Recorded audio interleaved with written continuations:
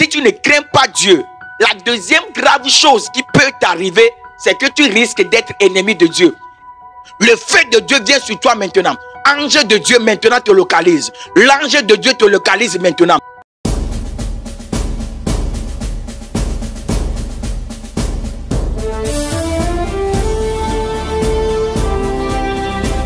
Shalom, shalom, c'est votre serviteur Jacques de Jésus.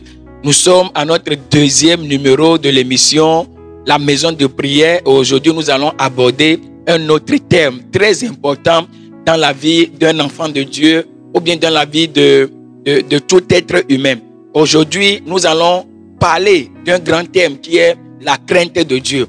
Et nous allons aborder ce thème-là sur deux émissions. Et aujourd'hui, nous allons parler d'un sous-thème qui est « Trois graves dangers que courent ceux qui ne craignent pas Dieu ». Trois dangers que courent ceux qui ne craignent pas Dieu.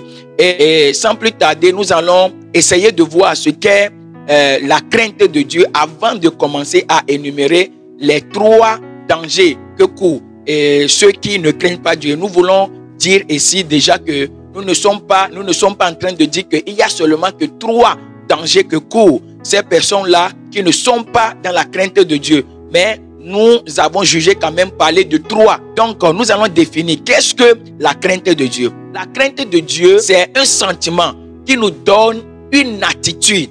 Un sentiment qui nous donne une attitude de respect et de soumission totale envers notre Dieu. Donc, si nous craignons Dieu, naturellement, nous avons ce respect-là pour lui. Nous nous soumettons à lui dans toutes ses voies, dans tout ce qu'il nous dit et dans tout ce qu'il y a dans sa parole. En tout cas, nous nous disposons à cela.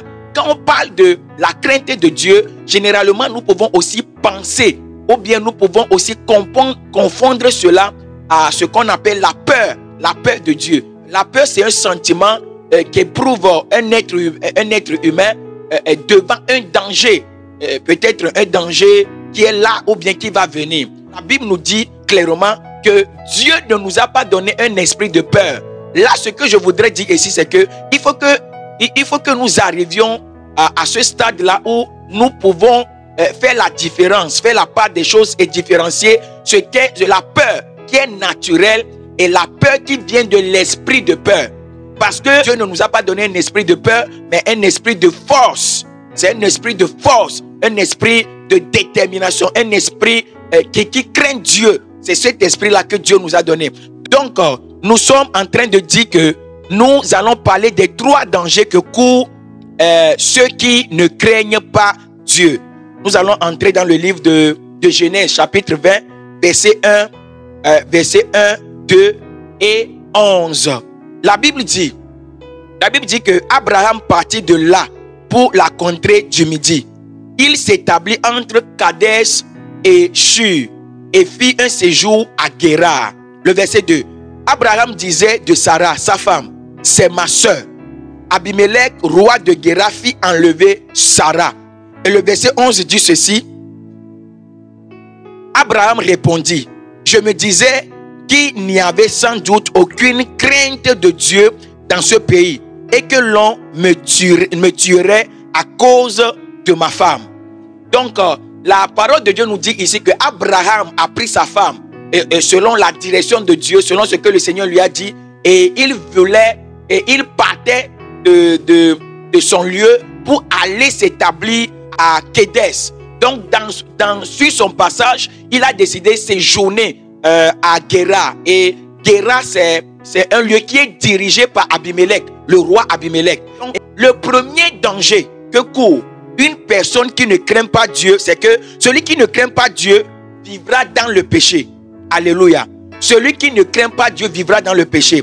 La Bible dit dans le livre de Romains, chapitre 3, verset 23 que « Car tous ont péché et sont privés de la gloire de Dieu. » L'humanité a péché. Et nous connaissons l'histoire d'Adam et Ève. Le Seigneur Dieu avait donné une recommandation, avait donné une instruction à Adam qu'il a partagé certainement avec sa femme. Le serpent les a séduits et par la femme, Adam aussi, en tout cas l'humanité a péché, a désobéi au Seigneur. Et à partir de là-bas, la gloire de Dieu a quitté les hommes.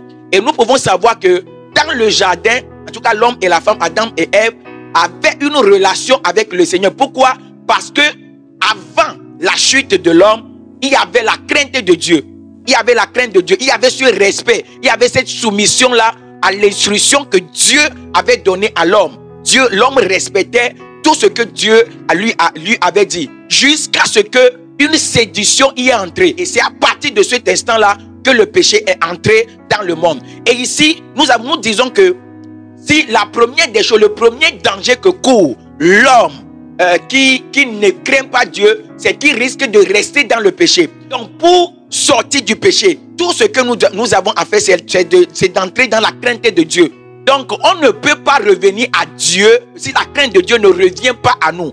Nous sommes d'accord. Ce que nous allons retenir ici, c'est que quelqu'un qui ne craint pas Dieu et qui ne veut pas entrer dans la crainte de Dieu restera dans le péché, parce que c'est parce qu'on avait la crainte de Dieu qu'on avait une relation avec Dieu, qu'on n'était pas dans le péché. Quand la désobéissance est venue, que la crainte de Dieu nous a quittés. Donc, il faut revenir à Dieu. Il faut revenir à la crainte de Dieu pour quitter le péché. Alléluia. Donc, le deuxième danger qui peut arriver à une personne qui ne craint pas Dieu, c'est que cette personne-là risque de faire de Dieu son ennemi.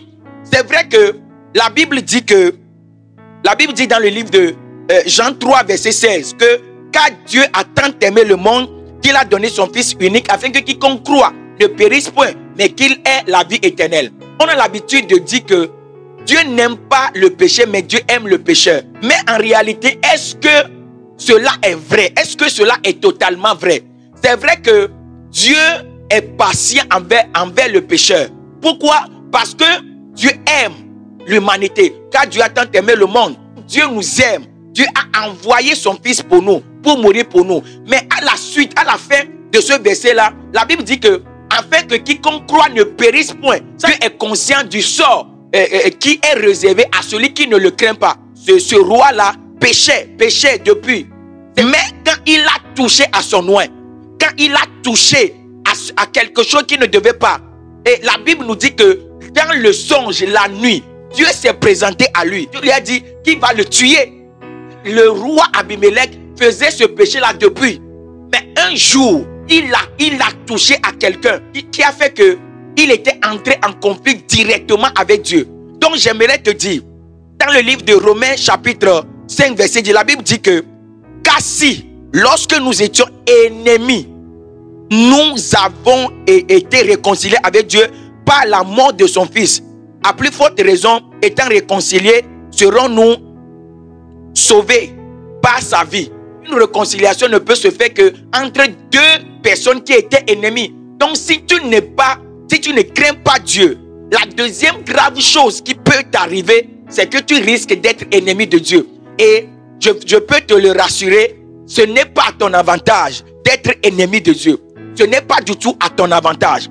Donc la troisième chose qui peut t'arriver, troisième chose grave qui peut t'arriver, si tu ne crains pas Dieu et que tu restes dans cet état-là, c'est que quoi? Tu risques de perdre ta vie pour l'éternité. Donc Dieu a envoyé son Fils unique, le Seigneur Jésus, a envoyé le Seigneur pour nous redonner son esprit. Et la Bible nous dit que l'esprit que Dieu nous a donné, c'est un esprit de crainte de Dieu. Le Saint-Esprit se manifeste en cette dimension. Et dans ces manifestations-là, il y a la manifestation de la crainte de Dieu.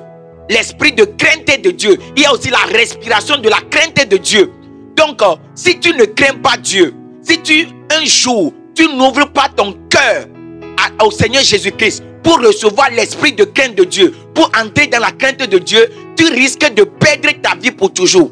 J'aimerais parler de deux catégories de personnes. La première catégorie de personnes, ce sont ceux-là qui sont toujours dans le monde, qui se plaisent toujours dans le monde, qui font des choses abominables, qui ne craignent pas Dieu. J'aimerais vous dire, vous êtes dans l'erreur. Vous êtes dans l'erreur. Et je vous invite, je vous supplie, je vous conseille de vous repentir. Dieu vous aime et il vous aime tellement, de telle sorte qu'il a envoyé son Fils. Il a donné son Fils pour nous. La deuxième catégorie de personnes à qui j'aimerais parler. Et le Seigneur m'avait montré une vision que je partagerai certainement à la fin de cette série d'enseignements par la grâce de Dieu. J'aimerais parler à la deuxième catégorie de personnes. Ce sont ceux-là qui sont enfants de Dieu, qui sont tombés dans le péché, qui se sentent trop sales pour revenir à Dieu. Je voudrais vous dire que le Seigneur vous aime. Peu importe votre chute, peu importe la profondeur, peu importe, je ne sais pas, le degré de votre chute, j'aimerais vous dire que le Seigneur vous aime. Il a toujours ses bras ouverts pour vous et il vous attend.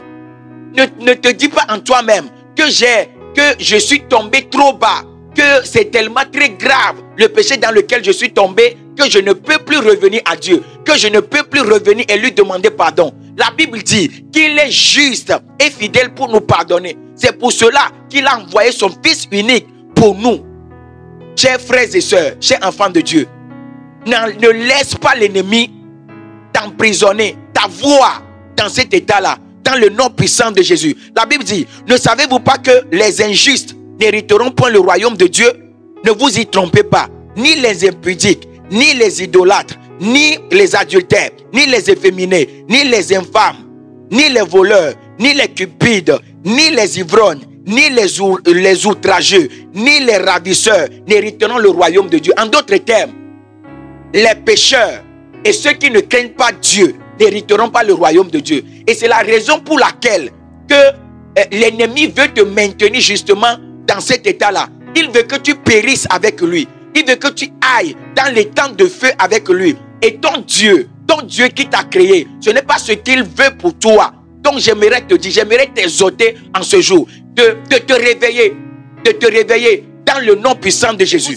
Nous allons prier maintenant et je crois que ce poids du péché qui est sur toi, le Seigneur va t'aider et il va te décharger, il va enlever cela de ton cœur et tu vas pouvoir revenir au Seigneur. Notre première prière, nous allons prier pour ceux qui sont dans une situation compliquée et ne sont plus en paix avec le Seigneur. Peut-être à cause d'un péché, peut-être à cause d'une chute, à cause d'une situation, je ne sais pas. J'aimerais prier pour toi dans le nom puissant de Jésus. Si tu peux juste mettre ta main sur ta poitrine, ou bien si tu veux même mettre sur ta tête, ça dépend que de toi. J'aimerais prier pour toi maintenant dans le nom puissant de Jésus. Je prie pour toi dans le nom de Jésus. Que tout ce poids que l'ennemi a mis dans ton cœur, le mensonge que l'ennemi a mis dans ton cœur et t'a mis dans cette prison-là, qui t'empêche de revenir au Seigneur, qui t'empêche de venir et de faire la paix avec le Seigneur. Je prie maintenant dans le nom puissant de Jésus. Dans le nom puissant de Jésus. Ange de Dieu, que ce poids-là soit enlevé maintenant dans le nom de Jésus. Dans le nom puissant de Jésus-Christ de Nazareth. Je commande maintenant que ce poids-là tombe maintenant. Que ce poids-là tombe maintenant. Que ce poids-là tombe maintenant. Dans le nom puissant de Jésus. À cause de ce mensonge de l'ennemi. À cause de la culpabilité démoniaque que l'ennemi a mis en toi. Dans le nom puissant de Jésus. J'estime pour cela de ton cœur. Mande Brasubaya. J'estime pour cela de ton cœur. Dans le nom puissant de Jésus. Et je te déclare libre. Dans le nom de Jésus, je te déclare libre dans le nom puissant de Jésus. Parce que ce que Dieu veut pour toi, parce que ce que ton Seigneur, ton Sauveur veut pour toi, c'est de revenir à toi. Maintenant, tu reçois la paix du Seigneur. Tu reçois la paix du Seigneur. Tu reçois la paix du Seigneur. Tu reçois la paix du Seigneur. Tu reçois la conviction de revenir à lui. Tu reçois la conviction de te repentir et de revenir à lui maintenant. Dans le nom puissant de Jésus, dans le nom souverain de Jésus-Christ de Nazareth, nous avons prié. Nous allons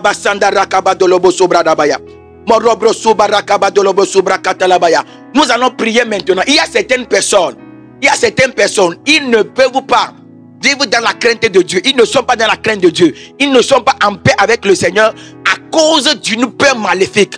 Parce que l'ennemi a mis la peur de Dieu en elle. Et je prie maintenant dans le nom puissant de Jésus que cette peur maléfique la sorte de toi maintenant. Sorte de toi maintenant, mets ta main sur ta poitrine et ne sois pas distrait. Tu reçois ta délivrance maintenant dans le nom puissant de Jésus. Tu es libre maintenant dans le nom puissant de Jésus. Toute peur maléfique te lâche maintenant. Te lâche maintenant. Te lâche maintenant. Dans le nom puissant de Jésus, tu reçois ta libération. Tu reçois ta délivrance. Dans le nom puissant de Jésus, le feu de Dieu vient sur toi maintenant. Le feu de Dieu vient sur toi maintenant. Ange de Dieu maintenant te localise. L'ange de Dieu te localise maintenant. L'ange de Dieu te localise maintenant. Et je commande les anges qui s'occupent de la délivrance te localisent maintenant. Te localise maintenant. Te localise maintenant. Reçois maintenant dans le nom puissant de Jésus. Tu reçois maintenant. Tu reçois maintenant. Tu reçois maintenant. Tu es libéré maintenant dans le nom puissant de Jésus. La troisième prière que nous allons faire, toi qui résistes toujours aux attaques de l'ennemi, à ces multiples tentatives de l'ennemi de pouvoir t'enlever de la crainte de Dieu, de pouvoir t'éloigner de Dieu, j'aimerais prier pour toi, que le Seigneur t'amène à un niveau supérieur de la crainte de Dieu, de la manifestation de sa crainte, que le Seigneur t'amène à un autre niveau, à une autre dimension. Oh, de la crainte de Dieu, dans le nom puissant de Jésus, que le Saint-Esprit t'amène à cette dimension, dans le nom puissant de Jésus, dans le nom puissant de Jésus, dans le nom puissant de Jésus. Tu reçois maintenant cette dimension, tu reçois maintenant cette dimension, dans le nom puissant de Jésus-Christ de Nazareth. Nous avons prié. Le Seigneur t'accorde tout ce que tu désires. Le Seigneur t'exauce maintenant dans le nom puissant de Jésus-Christ de Nazareth. Et tu es libre, et tu es libre, et tu es libre dans le nom de Jésus-Christ de Nazareth.